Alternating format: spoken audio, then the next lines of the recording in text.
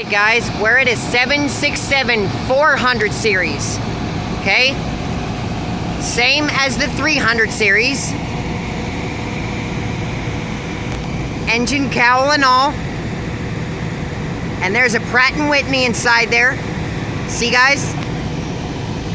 There's two landing gear wheels. With the exception of one thing, there's no winglet. That's the difference on a 400 and a 300. That's how you can tell. There's a Boeing 737 in the background.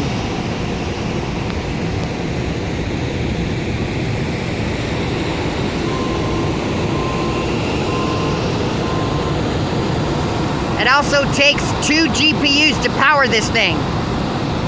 It's a big aircraft.